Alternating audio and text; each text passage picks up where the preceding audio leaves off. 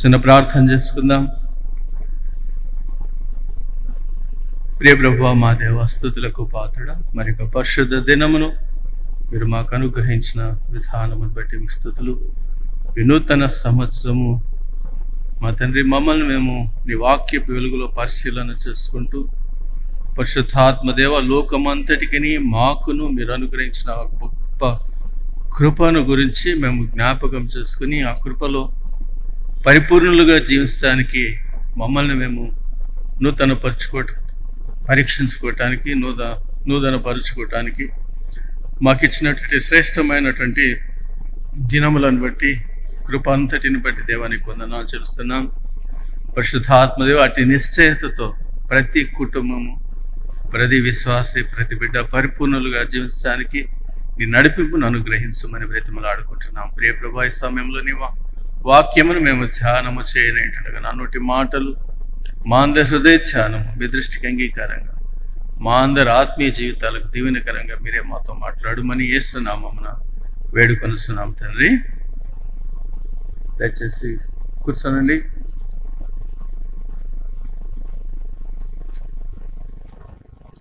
చదవబడినటువంటి కీర్తనల గ్రంథము ఒకసారి తెరిచి చూద్దాం. దావీదు కీర్తన 98వ దావీదు కీర్తన మనం చదువుకున్నాం. చక్కని మాటతో కీర్తనకారుడు దేవుని స్తుతిస్తున్నాడు. యెహోవా ఆశ్చర్య కార్యములు చేసి ఉన్నాడు, ఆయనను గూర్చి క్రొత్త కీర్తన పాడుడి. ఆయన దక్షిణ హస్తము, ఆయన పరిశుద్ధ బాహు ఆయనకు విజయము కలుగజేసినది. యెహోవా తన రక్షణను వెల్లడి చేసినాడు, అన్యజనుల ఎదుట తన నీతిని బయలుపరిచినాడు. ఇశ్రాయేలు సంతతికిని తాను చూపిన కృపా విశ్వాస్యతలను ఆయన జ్ఞాపకము చేసుకుని ఉన్నాడు. భూదిగంత నివాసులందరూ మన దేవుడు కలుగజేసిన రక్షణను చూచిరి. భూదిగంత నివాసులందరూ మన దేవుడు కలుగజేసిన రక్షణను చూచిరి. సర్వభూజనులారా, యెహోవాను బట్టి ఉత్సహించుడి, ఆర్భాటముతో సంతోషగానము చేయుడి, కీర్తనలు పాడుడి అంటూ కీర్తన అంతా కూడా అద్భుతమైనటువంటి స్థుతితో కీర్తనకారుడు ఈ విషయాలను జ్ఞాపకం చేస్తాడు. ఇదొక కీర్తనే కాదు, మనం 96, 97, 98, 99 ఈ కీర్తనలన్నీ కూడా 100వ కీర్తన వరకు కూడా దేవుడు లోకము పట్ల కనబరిచినటువంటి ఆ మహాకృపను గురించి వారు ధ్యానిస్తూ దేవుని కనపరుస్తున్నారు.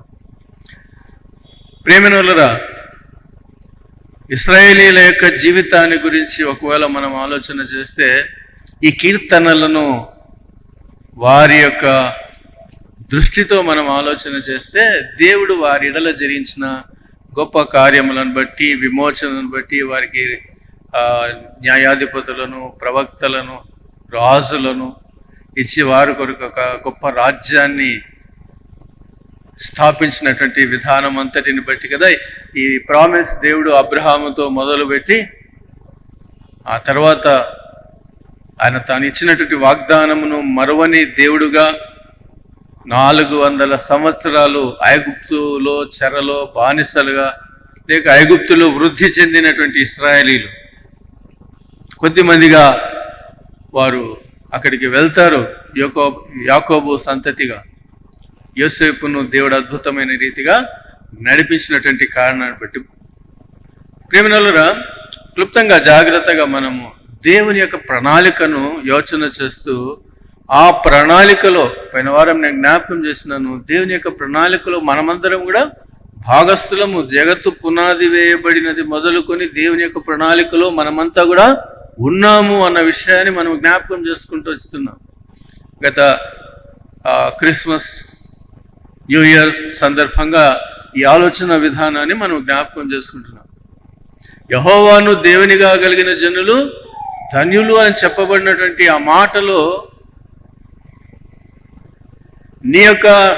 మన యొక్క తరము కూడా, మన ముందు తరాల వారు కూడా ప్రభు ఈ లోకానికి తిరిగి వచ్చేటువంటి రానున్నటువంటి ఈ తరాల వారందరినీ కూడా దృష్టిలో ఉంచుకొని, భవిష్యత్తును దృష్టిలో ఉంచుకొని దేవుని స్తుతిస్తున్నారు. చదవబడిన కీర్తనలు మనం చదివినట్లయితే వాస్తవానికి యేసు ప్రభు కాలంలో మేము అబ్రహాము సంతానము కదా, బాప్తిస్మమిచ్చు యోహాను ఒకసారి చదువుకుందాం. ఎందుకంటే చెప్పుకోవడం వేరు, కొన్నిసార్లు చూసుకొని చదువుకోవడం వేరు. యోహాను సువార్త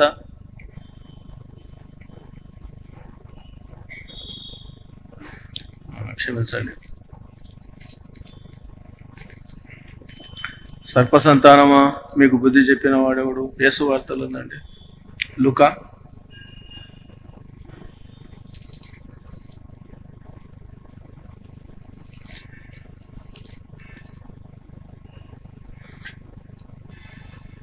మత్తయి సువార్తలో చూద్దాం.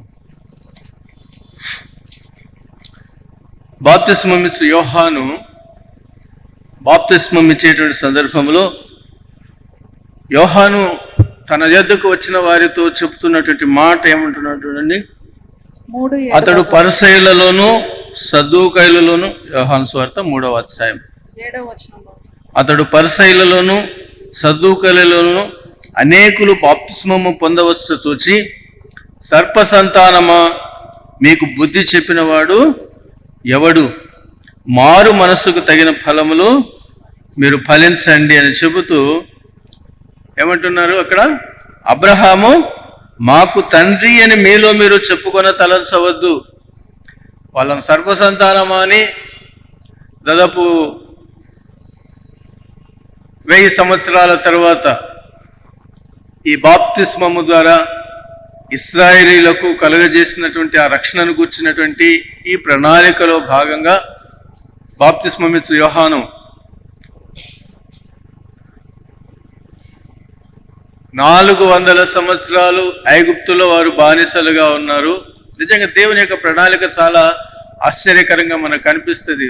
కొంచెం జాగ్రత్తగా, ఓపికగా, ఏదో నామినల్ క్రైస్తవులం అన్న భావనను ప్రక్కన పెడితే దేవుడు మనకిచ్చిన మహాకృపను జాగ్రత్తగా గ్రహించగలుగుతూ, యోచించగలుగుతూ ఈ విశ్వాస ప్రయాణాన్ని మనం గనక కొనసాగిస్తూ ఉంటే మన జీవితాలు చాలా అద్భుతంగా ఉంటాయి. భ్రష్టులమన్నా కావాలా, లేదా దేవుని కొరకు ప్రాణము పెట్టేవారముగా. ఉదయాన్నే అనుకుంటా ఒక మెసేజ్ చదువుతుంటే అక్కడ ఆయన అంటాడు, దేవుని యొక్క ప్రేమను గ్రహించిన వాడెవడు మౌనంగా ఉండడు అంట. దేవుని యొక్క ప్రేమను గ్రహించిన వారెవరు మౌనంగా ఉండరు అంట. దాని గురించి మాట్లాడతారు. కష్టం వచ్చినా, నష్టం వచ్చినా, ఇబ్బంది వచ్చినా, నిందలు వచ్చినా, అవమానం వచ్చినా దాని గురించి లెక్క చేయడు. తన ఎడల దేవుడు చూపినటువంటి ఆ కృపను, ప్రేమను గురించి అతడు వివరించక మానడు. అదే నిజమైన క్రైస్తవ తత్వము, అదే నిజమైన క్రైస్తవ జీవితం అని రాస్తాడు ఆయన. నిజమే ప్రభునందు ప్రేమనురా, దైవ ప్రణాళికలో నీవు నేను అనాది కాలం నుంచి అబ్రహాము మొదలుకొని, ఇశ్రాయేలు విమోచన మొదలుకొని, ఆ తర్వాత దేవుడు వారికి రాజ్యాన్ని, రాజులనిస్తూ వారిని నడిపించిన విధానాల్లో, ఆ క్రమంలో వారి యొక్క అవిధేయతను బట్టి దేవుడు వారిని శిక్షించి, గద్దించి, హెచ్చరించినటువంటి సందర్భాలన్నిటిలో వాటి అంతర్లీనంగా మనలను గుర్చినటువంటి కృప కొనసాగుతుంది అన్న విషయాన్ని మనం జ్ఞాపకం చేసుకోవాలి. కానీ ఇశ్రాయేలీలు మాత్రము దేవుడు తమకిచ్చినటువంటి ఆ కృపను బట్టి, దర్శనాన్ని బట్టి, భాగ్యాన్ని బట్టి వారు అతిశయించడం మొదలు పెట్టినారు. అందుకే పౌలంతుడు వారి యొక్క అతిశయము, వారి యొక్క పడిపోయినటువంటి తత్వము, వారి యొక్క తిరుగుబాటుతనము మనకు దేవుడు కృప అనుగ్రహించినాడని మీరు అనుకుంటున్నారా? కాదు. వారికి అవిధేయత మనకు భాగ్యంగా ఎంచబడిందా అని అన్యజనుల గురించి పౌలు మాట్లాడతాడు. అలాగా కాదు, కానీ జగత్తు పునాది వేయబడక మునిపే మనమంతా ఆయన యొక్క ప్రణాళికలో ఉన్నాము. ఏమంటే చరిత్రను బట్టి, లోక స్థితిని బట్టి అడవి ఒలివ మొక్కలుగా ఉన్నటువంటి, అనగా పనికిరాని చచ్చిన స్థితిలో దేవుడు లేని వారుగా ఎంచబడినటువంటి గత వందలాది సంవత్సరాల చరిత్రలో ఇశ్రాయేలీలు మాత్రమే దేవుని ప్రజ, మిగతా వారు కాదన్న భావన బలంగా ఉన్నటువంటి మత సంబంధమైన అతిశయం కలిగిన ప్రజల మధ్య అన్యజనులుగా ఉన్నటువంటి వారిని అడవి ఒలివ మొక్కతో పోల్చి పౌలు భక్తుడు అశ్రేష్టమైనటువంటి ఒలివ మొక్కతో మనం అంటుకట్టబడ్డామని మనలను వారిని ఐక్యపరచడానికి ఆయన పడినటువంటి తపన పరిశుద్ధాత్మ ద్వారా మనం పత్రిక భాగాలు చూస్తున్నాం. వారికి మనకు మధ్యన అడ్డుగొండను పడగొట్టడానికి దేవుడు తన కుమారుని అనుగ్రహించి ఆయన ద్వారా మనల్ని ఏకము చేసినాడని చెప్పడానికి పౌలు భక్తుడు చాలా తపన పడతాడు. నేను అన్యజనులకు అపోస్తలుడును, నాకంటే ముందుగా పిలువబడిన వారు జ్ఞానవంతులు గొప్పవారై ఉండవచ్చు, కానీ దేవుడు నాతో మాట్లాడదాన్ని బట్టి అన్యజనులకు అపోస్తలుడిగా దేవుడు నన్ను పిలిచినాడని మొదటి లేక 12 మంది శిష్యులను కాదని అన్యజనులకు సువార్తను అందించటంలో పౌలు భక్తుడు ప్రయాసపడ్డం మనం చూడవచ్చు. ఇక్కడంతా కూడా దేవుని యొక్క ప్రణాళికలో అన్యజనులుగా మనం ఉన్నామన్న విషయాన్ని జ్ఞాపకం ఉంచుకోండి. ఇక్కడ యోహాను భక్తుడు బాప్తిస్మం ఇస్తూ కూడా ఇశ్రాయేలు ప్రజలను ఏమంటున్నాడు? మీరు సర్ప సంతానం అంటున్నాడు. మీ హృదయాలు చెడిపోయినాయి. అనాది కాలం నుంచి గత 4000 సంవత్సరాలుగా దేవుడు మీ మధ్య ఉండి మీతో ఎన్నో ఆశ్చర్యకార్యాలు, అద్భుత కార్యాలు, మీకు కాని దేశాలను, పట్టణాలను, పంటలను, దేశాన్ని దేవుడు మీకు ఇచ్చి మీకు అంత కృపను చూపిస్తే మీరు చివరికి ఆ దేవుని విడిచిపెట్టి భ్రష్టులైపోయినారు. ఈరోజు యెషయా, ఇర్మియాలు ప్రవచించిన రీతిగా, లేక వారు బబులోను చెరలో ఉన్న సందర్భంలో పెద్ద చిన్న ప్రవక్తలందరూ ప్రవచించిన ప్రవచనాలను మీరు వింటూ కూడా ఇంకా మీరు మారు మనసు పొందలేదు. ప్రియమైనలారా, 400 సంవత్సరాలు తిరిగి ఇశ్రాయేలు ప్రజలు చీకటిలో ఉన్నారు. ఈ 400 సంవత్సరములు దేవుడు వారిని విడిచిపెట్టినాడు. కానీ దేవుడు ఎప్పుడు కూడా తన ప్రజలను విడిచిపెట్టి దేవుడు కాదు, కానీ తనకంటూ కొంత శేషాన్ని మిగిల్చుకొని అందరూ నాశనమైన ఆ కొద్ది మందిని తన కృపను బయలుపరిచి తన వాగ్దానంను కొనసాగించిన దేవుడు మన దేవుడు. ఈ 400 సంవత్సరాల తర్వాత యేసు ప్రభువుల వారు ఈ లోకంలో జన్మించినటువంటి ఈ పండుగను మనం జ్ఞాపకం చేసుకున్నాం. ఆ సందర్భంలో కూడా మనందరికీ తెలుసు, యేసు ప్రభువును వారు అంగీకరించలేదు. హేరోదు రాజు దగ్గర ఆ నక్షత్రాన్ని చూసి తూర్పు ప్రాంత ప్రజలు ఒక లోకరక్షకుడు, లోకాన్నెలి రాజు, ఒక గొప్ప వ్యక్తి జన్మించినాడని చెప్పి వారు ప్రయాణం వచ్చినారు. గొల్లలు పామరులైనప్పటికీ ఆ నోట ఈ నోట వింటూ దేవుడు తన రాజ్యాన్ని దావీదుకి ఇచ్చిన వాగ్దానాన్ని దేవుడు నెరవేర్చి తన వాగ్దానాన్ని స్థిరపరుస్తాడు. మెస్సయ్య వస్తాడు, లోకరక్షకుడు వస్తాడని వారు పరోక్షంగా నిరాశ నిస్పృహల మధ్య టెంపుల్ షెపర్డ్స్గా మరేదో మొత్తం మీద పామరులుగా ఉన్నటువంటి వారు సైతము దూత యొక్క ప్రకటనను విన్న తర్వాత వారు సమస్తాన్ని విడిచిపెట్టి ఆ లోకరక్షకుని దర్శించి గ్రహించి ఆయన గురించి సాక్ష్యం చెప్పడానికి సిద్ధపడ్డారు.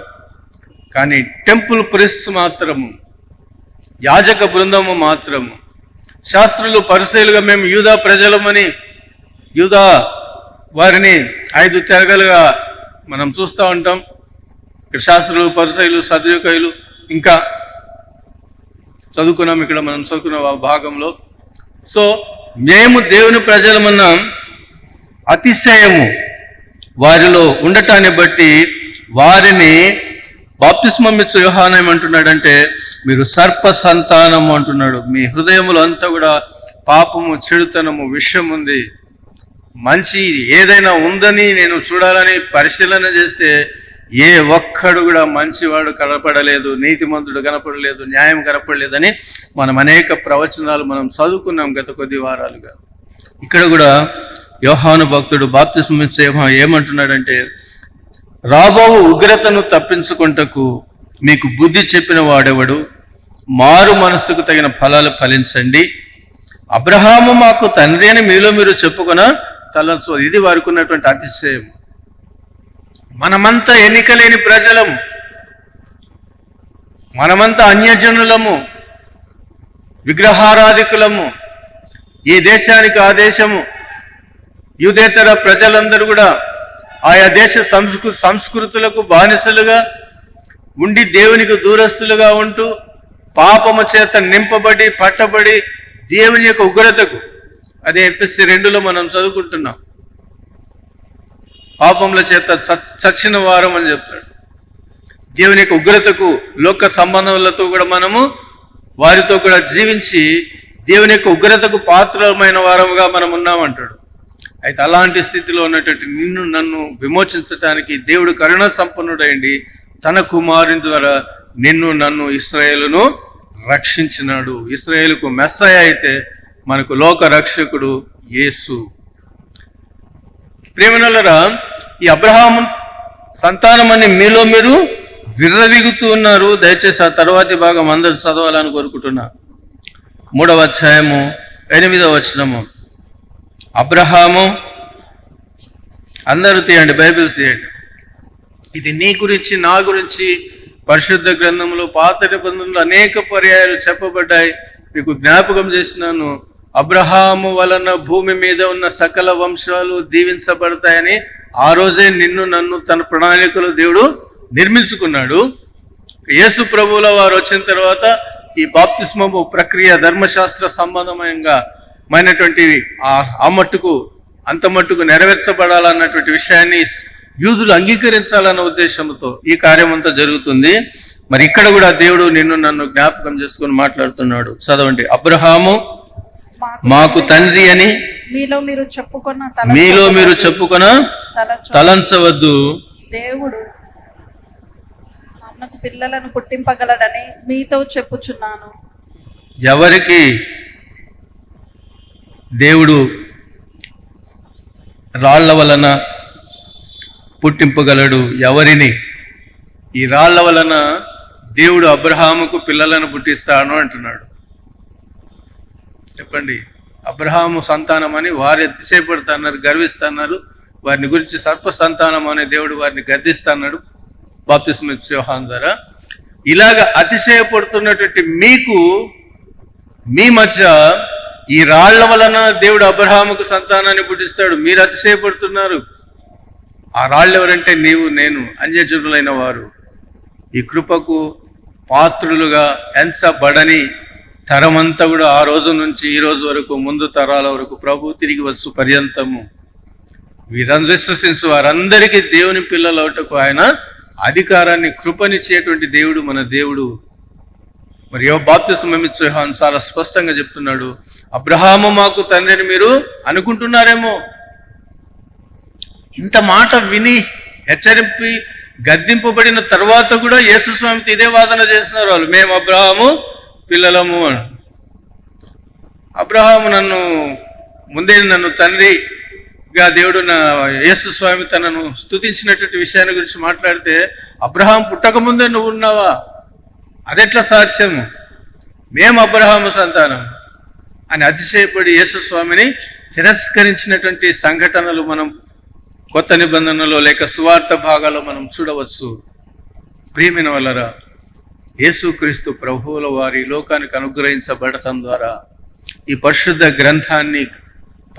గ్రంథంగా చరిత్రాత్మకమైనటువంటి దేవుని యొక్క ప్రణాళికకు సంబంధించినటువంటి ఆ దేవుని వాక్యంగా మనం గ్రహించగలిగితే, ఇక్కడ నీ యొక్క అడ్రస్సు, నా యొక్క అడ్రస్సు పరిశుద్ధ గ్రంథములో ముందుగానే లిఖించబడింది. ఈ రాళ్ల వలన దేవుడు అబ్రహాముకు సంతానం అని పిలువబడుతుందని. మరి అబ్రహాము సంతానంగా ఎవరికి కృప అనుగ్రహించబడుతుంది అంటే, దేవుని వాక్యాన్ని విని ఆ వాక్య ప్రకారంగా ఎవరైతే జీవిస్తారో వారందరికీ దేవుని పిల్లలగుటకు కృపనిచ్చినాడు. మనం పొట్టి జక్కయ్య కథ గత వారమే జ్ఞాపకం చేసుకున్నాం. ఎప్పుడైతే నేను అబ్రహాము సంతానము, యూదుణ్ణి అని చెప్పుకుంటూనే లోకానికి బానిసగా జీవించినట్టు అతను తన మనస్సును మార్చుకున్న తర్వాత ఇతడును అబ్రహాము కుమారుడే అని అంటాడు. ప్రేమలో మనందరికీ అబ్రహాము సంతానంగా దేవుడు తన కృపనిచ్చినాడు. ఈ ప్రణాళికలో మనమంతా ఉన్నామన్నది జ్ఞాపకం చేసుకుందాం. మనం కీర్తనకాడు యొక్క స్తుతిని చదువుకున్నాం. ఒకసారి ఆ దేవాది దేవుని యొక్క ఉద్దేశాన్ని కూడా లోకమంతటిడల తను తాను బయలుపరచుకోవడానికి జరిగిన సంఘటన మనము నిర్గమాకాండము 3వ అధ్యాయంలో మనం చదువుకున్నాం. ఏదో ఆ కథను చదవగానే దానికి ఒక మంచి టైటిల్ పెట్టేస్తాం. ఏంటి ఆ టైటిల్ చెప్పండి? నిర్గమకాండం 3వ అధ్యాయంలో దానికి ఒక టైటిల్ పెట్టేస్తాం. ఏంటి ఆ టైటిల్? మీ నాలుగు చివరిలోనే ఉంది, చెప్పండి.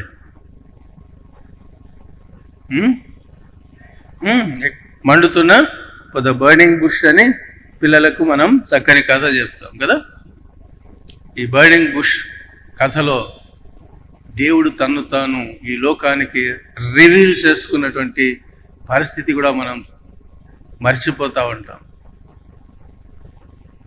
బుదిగంత నివాసులారా దేవుని స్తుతించండి అని కీర్తనకాడు అన్ని కీర్తనలలో దేవుని యొక్క సార్వభౌమత్వాన్ని, ఆయన సవర్నిటీని, ఆయన ఉన్నవాడు అనువాడైనటువంటి దేవుడు, విశ్వమంతా ఆమ్ని ప్రెజెన్స్ ఆమ్ని పొటెంట్, సర్వశక్తిమంతుడు, సర్వంతర్యామిగా ఉన్నటువంటి దేవుడు, సృష్టికి కర్త అయినటువంటి దేవుడు, ఈ లోకమంతా కూడా రాళ్లకు, చెట్లకు, పుట్టలకు అజ్ఞానుల వలె జీవిస్తుండగా సర్వోన్నతమైన సత్యాన్ని ఎరుకగలిగినటువంటి ప్రజలముగా నీవు నేను ఉన్నామన్న విషయాన్ని దాన్ని బట్టి మనము అతిశయించతగదా ప్రేమైన వల్ల యోచన చేయండి. దేవుడు అబ్రహామును పిలిచి 12 గోత్రాలను ఆయన స్థిరపరిచిన తర్వాత వారిని గొప్ప సంతానంగా ఆశీర్వదిస్తానని వాగ్దానం చేసినటువంటి దేవుడు తన ప్రణాళికలో భాగంగా 400 సంవత్సరాలు ముందుగానే అబ్రహాంతో చెప్తాడు, నీ ప్రజలు అన్యుల మధ్య 400 సంవత్సరాలు ఉంటారు అని. ఆ ప్రణాళిక నెరవేర్చే క్రమంలో దేవుడు ఆ 400 సంవత్సరాల్లో ఐగుప్తుల వారు బాగా విస్తరించినారు. యోసేపును ఎరగని రాజులు వచ్చిన తర్వాత భయపడినారు. వీరింత గొప్ప జనాంగం అయితే మన మీద తిరుగుబాటు చేసి మన రాజ్యాన్ని ఆక్రమిస్తారు కాబట్టి వాళ్ళలో మగ సంతానం లేకుండా చంపాలన్నట్టు ఆలోచన, ఇవన్నీ కూడా మనం చూస్తున్నాం. ఇక్కడ దేవుడు తన యొక్క మూర్తిమత్వాన్ని లేక దేవుడి తన యొక్క సార్వభౌమత్వాన్ని, సృష్టికి కర్త అన్న విషయాన్ని గురించి ఇక్కడ మొట్టమొదటిసారిగా మోషే ఆ మిద్యాను యాజకుడి చిత్రో మందరు మేపుతున్నటువంటి మోషేకు దేవుడు కనిపించి చెబుతున్నటువంటి విషయాలను చూద్దాం. బర్నింగ్ బుష్ అని దేవుని గణపరచడం ఒక ఆశ్చర్యకరమైన విషయంగా యోచన చేయడం కాదు, కానీ అక్కడ జరిగినటువంటి ఆ సంఘటన లేక ఆ కాన్వర్సేషన్ అంతా కూడా మనం గమనించినట్లయితే ఐగుప్తు నుంచి నీవు వారిని నా ప్రజలను తోలుకొని పోవాలని చెప్తున్నాడు 10వ వచనంలో. ఇశ్రాయేలీయులను ఐగుప్తులోండి తోలుకొని పోవుటకు నేను ఎంతటి వాడను అని మోషే అన్నప్పుడు, నిశ్చయముగా నేను నీకు తోడై ఉంటాను, నేను నిన్ను పంపితిని అనుటకు నీకు ఇది సూచన అని చెబుతూ, నీవు ఆ ప్రజలను ఐగుప్తులో నుండి తోడుకొని వచ్చిన తర్వాత మీరు ఈ పర్వతం మీద దేవుని సేవిస్తారు అన్న విషయాన్ని గురించి దేవుడు ముందుగా మోషేతో జ్ఞాపకం చేస్తున్నాడు. మనము సమరయ స్త్రీతో యేసు స్వామి ఆ కాన్వర్జేషన్లో కూడా ఆ సమరయ స్త్రీ ఈ సందర్భాన్ని గుర్తు చేస్తుంది. ఈ పర్వతం మీద మా పితరులు లేక దేవుని ప్రజలు ఆరాధించే దినం ఒకటి వస్తుందంటే అది వచ్చింది నీ ముందున్నటువంటి నేనే, ఆయన పరోక్షంగా తను తాను బయలుపరుచుకున్నటువంటి యేసు ప్రభుల వారి సందర్భాన్ని మనం సంఘటన సందర్భంగా జ్ఞాపకం చేసుకుందాం. మీరు ఈ పర్వతం మీద దేవుని సేవిస్తారని చెప్పినప్పుడు మోషే ఏమంటున్నాడంటే, చిత్తగించము, నేను ఇశ్రాయేలు ఎద్దుకు వెళ్ళి వారిని చూసి మీ పితరుల దేవుడు మీ ఎద్దుకు నన్ను పంపినని వారితో చెప్పగా వారు ఆయన పేరు ఏమి అని అడిగిన ఎడల వారితో నేనేమి చెప్పాలా? ప్రేమినులరా, ఇక్కడ తను తాను బయలుపరుచుకుంటున్నటువంటి దేవుడు విశ్వమంతటికి దేవుడు. ఇక్కడ మోషేకు తను తాను బయలుపరుచుకుంటున్న దేవుడు నీకు, నాకు, మన కుటుంబాలకు, మన తరానికి, అన్యజనులైన వారందరికీ దేవుడు. అటు మహోన్నతుని యొక్క దేవుని నామము బయలుపరచబడుతున్నటువంటి సందర్భం ఇది. మనం యెషయా గ్రంథం 6వ అధ్యాయంలో యెషయాకు దేవుడు దర్శనం ఇచ్చిన సంఘటనను గుర్తు చేసుకొని అబ్బురపడుతూ ఉంటాం కదా. దేవుని ఆలయం ఆయన మహిమతో నిండి ఉంది. ఆయన చొక్కా అంచులు విస్తరించి ఉన్నాయి. దూతలు ఆయన్ను స్తుతిస్తూ ఉంటే భూమి యొక్క గడపలు అదురుతూ ఉన్నాయి. ఆ దూతలు 6 రెక్కలతో 2 రెక్కలను కళ్ళతో కప్పుకున్నారు, 2 రెక్కలతో తమ కాళ్లను కప్పుకున్నారు, 2 రెక్కలతో ఎగురుతూ దేవుని గణపరుస్తున్నారు. సర్వోన్నతుడైన దేవుని మహిమను అక్కడ భక్తుడు చూస్తున్నాడు, యెషయా ప్రవక్త. ఆ దూతలు అట్టి దేవుని ఘనపరిచే క్రమంలో తమ కాళ్లను మరుగు చేసుకుంటున్నాయి. ఎందుకంటే సృష్టికర్త అయిన దేవుని ఎదుట ఎంత భయము, భక్తి, విధేయత కనపరచాలి అక్కడ మనకు కనపడుతుంది. మనం చాలాసార్లు చాలా సందర్భాల్లో చాలా నిర్లక్ష్యంగా ప్రవర్తిస్తూ ఉంటాం. దేవుని దూతలు తమ కాళ్లను 2 కాళ్లను కప్పుకున్నారు. ఆ దేవుని యొక్క తేజస్సును చూడలేక 2 కళ్ళను రెక్కలతో కప్పుకున్నారు. 2 రెక్కలతో ఎగురుతూ దేవుడు పరిశుద్ధుడు పరిశుద్ధుడు పరిశుద్ధుడు అని స్తుతిస్తూ ఉంటే భూమి పునాదులు కదిలినట్లుగా భక్తుడు చూస్తా ఉన్నాడు. ఆ దేవుడు ఇక్కడ మోషే ద్వారా తను తాను బయలుపరుచుకుంటూ తను తాను పరిచయం చేసుకుంటున్నాడు.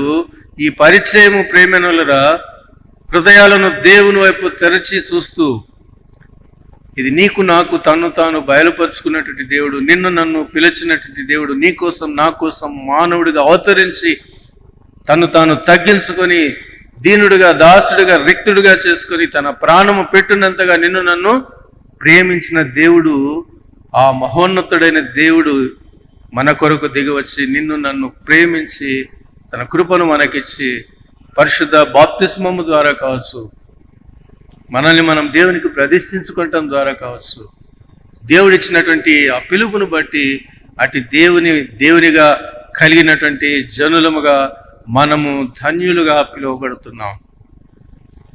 ఈ ధన్యతను నిలుపుకోవడానికి మనం ఎంతవరకు ప్రయాసపడుతున్నాం, యోచన చేస్తున్నాం అనేది జ్ఞాపకం చేసుకుందాం. మళ్ళీ మనం ఇక్కడే చూద్దాం. మోషేతో దేవుడు మాట్లాడుతున్నట్టు సందర్భము. మీ పితరుల దేవుడు మీ యొద్దకు వచ్చి నన్ను పంపినని వారితో చెప్పగా వారు నీ పేరేమి అని అడిగినట్లా వారితో నేనేమి చెప్పాలని దేవుని అడుగుతున్నాడు. మన దేవుని యొక్క అడ్రస్ మనం చూస్తున్నాం, లేక ఆయన యొక్క గొప్ప భాగ్యాన్ని, గొప్పతనాన్ని మనం చూద్దాం. అడిగినప్పుడు అందుకు దేవుడు నేను ఉన్నవాడను అనేవాడుగా ఉన్నానని చెప్పు అంటున్నాడు. Is a being God. ఆయనకు ఏ పేరు లేదు, విశ్వమంతా వ్యాపించినటువంటి వాడు. దేవుడు ఎవరంటే ఆయనే దేవుడు, ఆయనకు నో ఆల్టర్నేటివ్. నేను ఉన్నవాడనని మీరు చెప్పండి అని మోషే తన నామాన్ని గురించి మాట్లాడుతున్నాడు. అట్టి దేవుడు ప్రేమనులారా నీకు నాకు తన్ను తాను బయలుపరుచుకున్నాడు.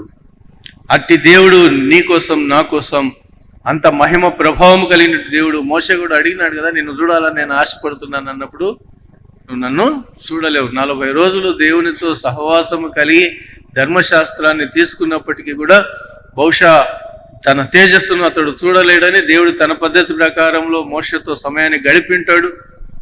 చివరికి నేను చూడాలనుకున్నప్పుడు మోషే నువ్వు నన్ను చూడలేవు, అయినా సరే ఆ బండ సందులో దాక్కొని నేను వెళ్ళేటప్పుడు వెనక భాగాన్ని చూడంటున్నాడు. మరి అక్కడ ఏం జరిగిందో అది దేవునికి మోషకు మాత్రమే తెలుసు. ఏ క్రమంలో తను తాను బయలుపరుచుకొని ఆ అనేక దూతల ద్వారా దేవుడు తను బయలుపరుచుకున్న సందర్భాలు పాత నిబంధనలో మనం చూస్తున్నాం. అయితే చివరికి తన మహిమను గురించి నిన్ను చూడాలని ఆశపడినప్పుడు ఆ బండ సందుల్లో ఉండి నన్ను చూడంటున్నాడు. ఆ బండ సందులోంచి దేవుడు వెళ్తూ ఉంటే ఆ వెనక భాగాన్ని చూసినటువంటి ఆ మోషే ముఖం ఏమైందండి? నల్లటి ఎర్రటి నిప్పుల్లో వేయబడిన నల్లటి బొగ్గు, ఆ తర్వాత బగబగ మండేటువంటి నిప్పు కణంగా ఎట్లా మారుతుందో అలాగా మోషే ముఖం కూడా భగభగ దేవుని యొక్క మహిమ చేత మెరిసిపోతూ ప్రజలు చూడలేని స్థితిలో, ముఖాన్ని తేరి చూడలేని స్థితిలో ప్రజలు తమ కళ్ళను కప్పుకుంటుంటే మోషే తన కొంగును తన ముఖం మీద కప్పుకున్నట్లుగా మనం చూస్తాం. అంతటి మహిమ కలిగిన దేవుడు, నేను బీయింగ్ గాడ్ ఉన్నవాడను అని చెప్పుకుంటున్నటువంటి దేవుడు, ఐఎమ్ దట్ ఐ యామ్ అని చెప్పుకున్నటువంటి దేవుడు ప్రేమనులరా ఈరోజు అన్యజనులమైన మనకు తన బిడ్డలనుగా జీవించే కృపను మనకివ్వగా, ఈ కృపను జాగ్రత్తగా కొనసాగించడానికి, ఈ కృపలో పరిపూర్ణులుగా ఎదగటానికి మనం ఎంతవరకు ప్రయాసపడుతున్నాం. మనందరికీ ఆ క్రిస్మస్ స్టోరీ విన్నాం, చూస్తూ ఉన్నాం. ఈ దినం యేసు ప్రభుల వారు బాప్తిస్మము, టాపిక్ ఈ దినం మనకి ఇవ్వబడిన యేసు బాప్తిస్మము గుర్తింపు మరియు దైవ కార్యార్థ సేవను అంగీకరించటం. దేవుని యొక్క దేవుడి ఈ లోకానికి వచ్చినటువంటి ఉద్దేశం ఏంటో అబ్రహాముతో ప్రారంభమైంది. ఆ విశ్వాస ప్రయాణములు అనేక రీతులుగా, మళ్ళీ చెప్తున్నాను, ఇశ్రాయేలును ఒక ప్లాట్ఫామ్గా మాత్రమే దేవుడు ఎన్నిక చేసుకున్నాడు. కానీ తద్వారా ఈ లోకమంతా తన బిడ్డలు ఉన్నటువంటి విషయాన్ని వ్యక్తీకరించడానికి ఆయా సమయాలలో, ఆయా పరిస్థితుల్లో కదా, హెబ్రీ పత్రికలో మనం చదువుకుంటున్నాం, తను తాను కనపరుచుకున్నటువంటి దేవుడు ఈ దినముల అంతమందు ఆయన మనకు తను బయలుపరుచుకున్నాడు. ఈ దినముల అంతమందు దేవుడు మనకు తను తాను బయలుపరుచుకున్నాడు. తన పితరుల కాలం నుండి ఈ రీతిగా తను తాను వ్యక్తీకరించుకున్నటువంటి దేవుడు. ఇక్కడ మళ్ళొక ఒక మాట చదువుకొని ముగిద్దాం. నిర్గమాకాండం. ఎందుకంటే మనకి ఇవ్వబడిన కృపను మనం చాలాసార్లు నిర్లక్ష్యంగా చూస్తూ ఉంటాం. 15వ వచనం, మరియు నేను ఆయన ఉండును అనువాడు మీదకు నన్ను పంపినని ఇశ్రాయేలుతో చెప్పవలెను. మరియు దేవుడు మోషేతో ఇట్లను, మీ పితరుల దేవుడైన యెహోవా అనగా అబ్రహాము దేవుడు, ఇస్సాకు దేవుడు, యాకోబు దేవుడనైన యెహోవా మీదకు నన్ను పంపినని నీవు ఇశ్రాయేలులతో చెప్పవలెను. నిరంతరము నా నామము ఇదే, తరతరములకు ఇది నా జ్ఞాపకార్థక నామము. నీవు వెళ్ళి ఇశ్రాయేలులను పెద్దలను పోగు చేసి దేవుడైన యెహోవా నన్ను పంపినాడని చెప్పు. దేవుడు తన నామాన్ని గురించి మాట్లాడుతున్నాడు. నిరంతరము నా నామము ఇదే, తరతరములకు ఇది నా జ్ఞాపకార్థ నామము. చాలాసార్లు కొంతమంది రకరకాల విమర్శలు ఉన్నాయిలేంటి, వాటిని పట్టించుకోకూడదు. వేదాంత పరంగా మేము నేర్చుకున్నదైతే అనవసరమైన విషయాలను గురించి చర్చించకూడదు అని. ఎందుకంటే పరిశుద్ధ గ్రంథం టైం టు టైం మనకు అవసరమైన దానినే, సత్యాన్ని పరిశుద్ధ గ్రంథములో పరిశుద్ధ ఆత్మదేవుడు లెక్కిస్తా వచ్చినాడు. ఈ 30 సంవత్సరాలు యేసుస్వామి ఆడున్నాడు, ఎక్కడున్నాడు, ఏం చేసినాడు, ఇలాంటి అడ్డమైన ప్రశ్నలు వేస్తాడు. దాని వెనక రకరకాల కథలలో ఎన్నో హెరెటిక్ సమాచారము ఆ దినాల్లో నేటి వరకు కూడా ప్రచారంలో ఉన్నాయి. ఇవేవి కూడా నిలవబడలేదు. ఒకటేంటంటే యేసుస్వామి ఆ తర్వాత నజరేతుకు వెళ్ళి కాపురం ఉన్నాడు, తల్లిదండ్రులతో ఉన్నాడు. సమయం వచ్చినప్పుడు ఆయన తిరిగి తన పరిచర్యను బాప్తిస్మం ఇచ్చు యోహాను సందర్భంగా ఆయన తను తాను బయలుపరుచుకున్నాడు.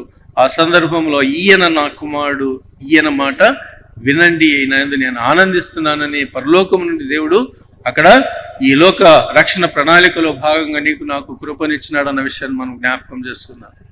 ఇవన్నీ ఒక ఎత్తైతే ప్రేమనులరా, ఈ రకంగా అనుగ్రహించబడినటువంటి దేవుడు పరిశుద్ధ బాప్తిస్మమును తాను ఆ సమయంలో ఇప్పటికి ఇది కానిమని చెప్పినటువంటి యేసు స్వామి, అది దృష్టిలో పెట్టుకొని చాలామంది పెద్దల బాప్తిస్మము చిన్నప్పుడు ఎందుకు ఈ బాప్తిస్మము, ఇలాంటి అనేకమైనటువంటి తప్పుడు బోధల చేత గలిబిలిని సృష్టిస్తూ ఉంటారు. ఇంకా మన ఇళ్లలో చాలా మంది చిన్నప్పుడు బాప్తిస్మం తీసుకొని మళ్ళీ ఎవరు ఏదో చెప్తే వాడు చెప్పింది సత్యమని నమ్మి పోయి మునిగి మళ్ళా బాప్తిస్మాలు పొంది ఆ తర్వాత ఏం జరుగుతుందో వాళ్ళ మనస్సాక్షిగా తెలుసు. కానీ సర్వోన్నతమైనటువంటి సత్యాన్ని కలిగి అంగీకరించిన సంఘములుగా నేను ఒక CSI గురించి మాట్లాడాను. Baptist, Lutheran, Methodist, Basel Mission, Marthoma churches, ఇవన్నీ కూడా దేవుని యొక్క ఈ లోకములో ప్రభువుల వారి సువార్త ప్రారంభమైనది మొదలుకొని ఆ సర్వోన్నతమైన సత్యాన్ని తమ భుజాల మీద తరముల వెంబడి తరములు మారుతున్న కాల పరిస్థితులకు మారని వాక్యాన్ని జాగ్రత్తగా అందిస్తూ ఈ చరిత్రలో నేటి వరకు ఈ సువార్తను ప్రపంచమంతటికి అందిస్తున్నటువంటి విషయం. పుట్టగొడుగులాగా వ్యాపార దృష్టిలతో ఈరోజు వచ్చేటువంటి వాటికి మనము దురద చెవులు కలిగిన వారముగా వారి వెంట పరిగెడతా ఉంటారు, సంఘాలను విచ్ఛిన్నం చేసుకుంటూ. సిఎస్ఐ ఇంకొక అడుగు ముందుకు వేసి సమైక్య సంఘంగా దేవుని శరీరంగా మనం మహిమపరచబడాలని అందరినీ కలుపుకొని యునైటెడ్ చర్చ్, ఇది ఓపెన్ చర్చ్, మూవింగ్ చర్చ్. మన ప్రయాణం ఆగిపోలేదు. ఈరోజు సిసిఐగా మార్పు పొందింది మన తరములో. సిసిఐ అంటే మారుతోమ చర్చెస్ కూడా మనతో జట్టు కట్టినాయి. మనమంతా కూడా ఒకే సంఘంగా దేవుని శరీరంగా మహిమపరచబడాలా, ఇంకా లూథరన్ వారిని, బ్యాప్టిస్ట్ వారిని కూడా కలుపుకోవాలని చర్చలు ఇప్పటికీ కొనసాగుతున్నాయి. లోక సంబంధమైన డబ్బు విషయాలు, ప్రాపర్టీ విషయాలు అడ్డుగా ఉన్నాయి, కానీ ఆత్మీయంగా అందరి మనస్సు ఒకటే. కాబట్టి ప్రేమినులారా, పరిశుద్ధ బాప్తిస్మము ద్వారా మన జీవితాలలో యేసు ప్రభువుల వారు పెద్దవాడైనాక బాప్తిస్మం పొందినాడు. దానికి ముందు ఏం జరిగింది? యేసుస్వామి పుట్టిన తర్వాత ఏం జరిగింది? బాప్తిస్మంతోనే ఆయన తన జీవితం ప్రారంభమైందో చెప్పండి. అబ్రహాముతో దేవుడు చేసిన నిబంధన 8వ దినాన ఆయన దేవుని మందిరాన్ని తీసుకొని పోబడి ఆయన విడుదల, పాపపు స్థితి నుంచి విడుదల పొందటానికి ఆయన సున్నతి చేయబడి విడుదలగా 2 పావురపు గుమ్మములను వెలకట్టి ప్రతి సంతానము విడిపించబడాలని వాక్యంలో ఉంది. కాబట్టి ధర్మశాస్త్రం యావత్తు నెరవేర్చబడాలి. కాబట్టి 8వ దినాననే ఆ పాపపు స్థితి నుంచి, జన్మ పాపం నుంచి యేసు ప్రభు దేవుని బిడ్డగా ప్రదర్శింపబడాలి.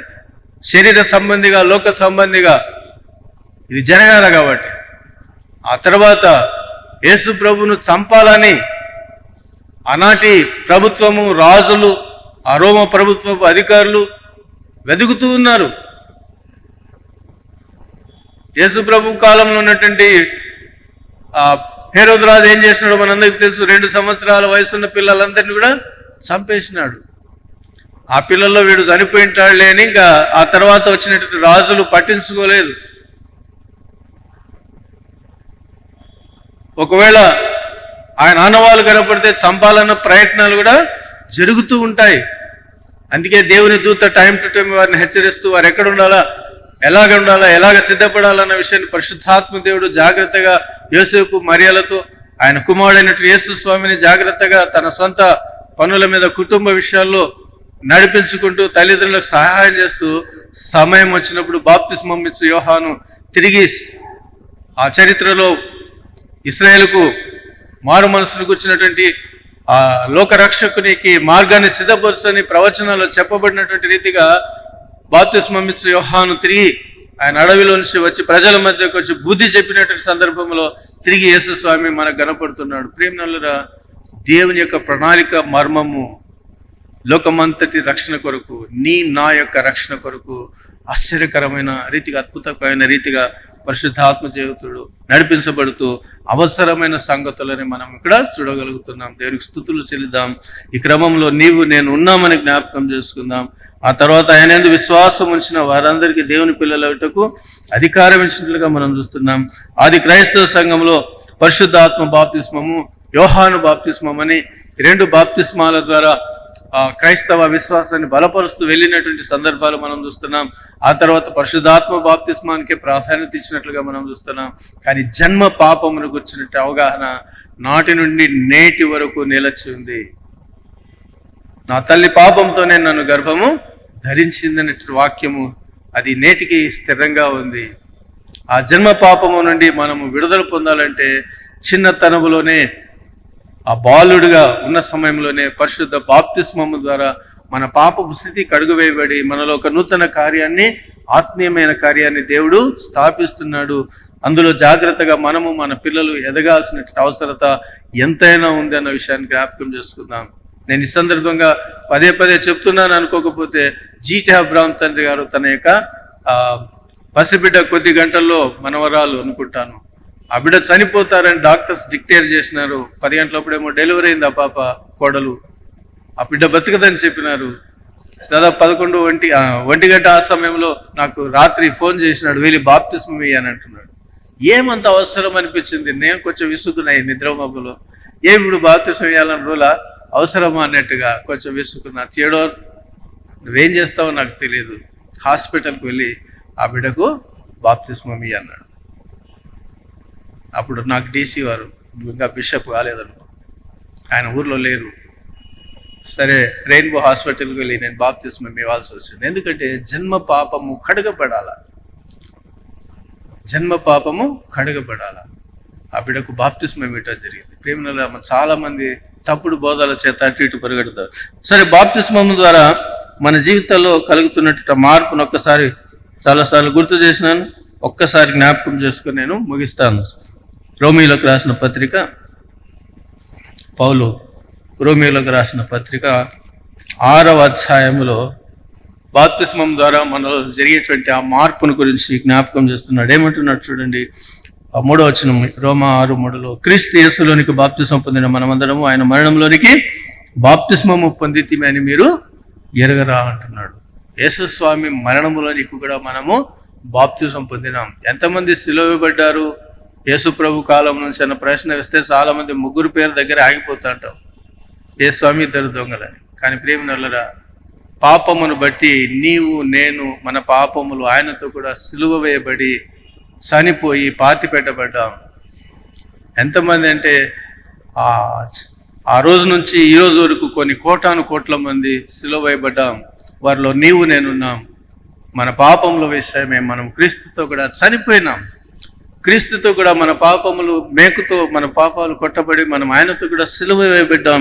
పౌలు అందుకే ఈ మాటలన్నీ రాస్తున్నాడు, చాలా వివరంగా రాస్తున్నాడు. మనం పట్టించుకోమా బాప్తిస్మాన్ని గురించి. ఏమంటున్నాడు చూడండి, ఆయన మరణంలోనికి బాప్తిస్మ పొందితమని మీరు ఎరగరా? కాబట్టి తండ్రి మహిమ వలన క్రీస్తు మృతులలో నుండి ఎలాగూ లేపబడనో అలాగే మనమును నూతన జీవము పొందిన వారమై నడుచుకున్నట్లు బాప్తిస్మం ద్వారా యేసు ప్రభువును రక్షకుడిగా మనం అంగీకరించడం ద్వారా మనలో దేవుడు నిత్యత్వాన్ని నింపి ఉన్నాడని జ్ఞాపకం చేసుకోండి. ఆ నిత్యత్వాన్ని కాపాడుకోవడమే విశ్వాస ప్రయాణము. సో నూతన జీవం పొందిన వారమై నడుచుకున్నట్లు మనము బాప్తిస్మము వలన ఆయనతో కూడా మరణంలో పాలు పొందుటకై ఆయనతో కూడా పాతి పెట్టబడ్డాం. ఆయన మరణం యొక్క సాదృశ్యమందు ఆయనతో పాతి పెట్టబడిన వారమని మనం నమ్మిన ఎడల ఆయన పునరుత్థానం యొక్క సాదృశ్యమందును ఆయనతో ఐక్యం కలిగినటువంటి వారంగా పాపము ఇకను మనలను ఏలకుండా, పాపానికి మనం దాసులముగా ఉండకుండాన్నట్లుగా పాప శరీరము నిరర్థకమైపోయి మన ప్రాచీన స్వభావం ఆయనతో కూడా సిలువ వేయబడనని ఎరుగుదు. మనం ప్రాచీన స్వభావము క్రీస్తుతో కూడా మనము మన పాత జీవితం ఆయనతో కూడా సిలువ వేయబడ్డామని మనం గ్రహించాలంటున్నాడు. చనిపోయిన వాడు పాప విముక్తుడు. బాప్తిస్మం పొందినట్లు మనము పాపము నుంచి విడుదల పొందాం. మనలో నూతన జీవము నింపబడింది. పాప విముక్తుడని తీర్పు పొందినాడు. మనము క్రీస్తుతో కూడా లేక పరిశుద్ధ బాప్తిస్మం ద్వారా క్రీస్తుతో కూడా చనిపోయినట్లయితే మృతుల నుండి లేచిన క్రీస్తు ఇకను చనిపోడని, మరణానికి ఇకను ఆయన మీద ప్రభుత్వం లేదని ఎరిగి ఆయనతో కూడా జీవించుదుమని నమ్ముతున్నాం. కాబట్టి పాపానికి ఇక మన మీద అధికారం లేదు అని పౌలు భక్తుడు హెచ్చరిక చేస్తున్నాడు. కాబట్టి ప్రియమైనవారా, యేసు స్వామి బాప్తిస్మము నీతి యావత్తు ఇలాగ జరగాలని ఆయన బాప్తిస్మం పొందినాడు. ఇశ్రాయేలీల యొక్క బాప్తిస్మం కొరకు వచ్చినప్పుడు మీకు బుద్ధి ఎవరు చెప్పినారా? ఇన్నేళ్ళు గడ్డి తిన్నారా? సరే వచ్చి పాపముల విషయమై పశ్చాత్తాపడి బాప్తిస్మం పొందన్నారు. ఆ తర్వాత తరంలోనికి వచ్చేప్పటికి పరిశుద్ధాత్మ దేవుడు బాప్తిస్మము కంటే కూడా విశ్వసించిన వారందరి మీద తన ఆత్మను కుమ్మరిస్తూ తన బిడ్డలనుగా ప్రతిష్ఠించుకున్నాడు. ఒక క్రమాన్ని బట్టి పాపపు స్వభావము బాల్యంలోనే కడిగివేయబడాలన్నటువంటి ఆ యొక్క క్రమాన్ని ఆ కాన్స్టంటైన్ కాలం నుంచి కూడా బాప్తిస్మము, విశ్వాసము, విశ్వాస ప్రమాణము ఇవన్నీ కూడా భవిష్యత్ సంఘాలకు ఒక సిద్ధాంతంగా ఉండాలని ప్రతిష్ఠింపబడినటువంటి మర్మాత్మకమైనటువంటి విశ్వాస్యతలో నీవు నేను జీవిస్తున్నాం. ఈ నిబంధనను పొందిన వారముగా మనము దేవుని యొక్క ప్రేమలో ఉండినట్లుగా, విశ్వాసములు ఎదిగినట్లుగా, ఈ లోక సంబంధమైన శోధనలో విపత్తుల్లో కాపాడబడినట్లుగా పరిశుద్ధాత్మ దేవుడు యేసు ప్రభువును రక్షకునిగా మనం అంగీకరించడం ద్వారా దేవుడు మనలను నిత్యము పరిపాలిస్తున్నాడన్న కాన్షియస్తో పరిపూర్ణులుగా జీవించడానికి పరిశుద్ధాత్మ దేవుడు మీకు మనకందరికీ సహాయాన్ని దయచేయను గాక. ఆమేన్. ప్రియ ప్రభువా మా దేవా, మరొకసారి మీకు వందనాలు. ఇంత గొప్ప రక్షణను మేము నిర్లక్ష్యము చేయక లోక సంబంధులుగా శరీర సంబంధులుగా కాక ఆత్మ సంబంధులుగా అట్టి గొప్ప దేవుడు మా కొరకు ఈ లోకానికి వచ్చి మాకు ఈ గొప్ప రక్షణను తన రక్షణ ప్రణాళికలో భాగస్థులనుగా చేస్తున్నాడు. చరిత్రలో అబ్రహాము సంతానంగా మమ్మల్ని ప్రదర్శించినాడు. మా ముందు తరాల వారికి మేము సాక్షులుగా జీవించాలా, అనేకులను ఎదుకు నడిపించబడాలా అన్న మర్మాన్ని, సత్యాన్ని మేము గ్రహించి అటు కృపలో పరిపూర్ణులుగా జీవించడానికి పరిశుద్ధాత్మ దేవాని సహాయాన్ని బిడ్డలందరికీ దయచేసి మీరే మహిమను పొందమని, అటు కృపలో మీ జ్ఞానమును మీ సహాయాన్ని మాకు దయచేయమని యేసు నామమున వేడుకొస్తున్నాం తండ్రి. ఆమేన్.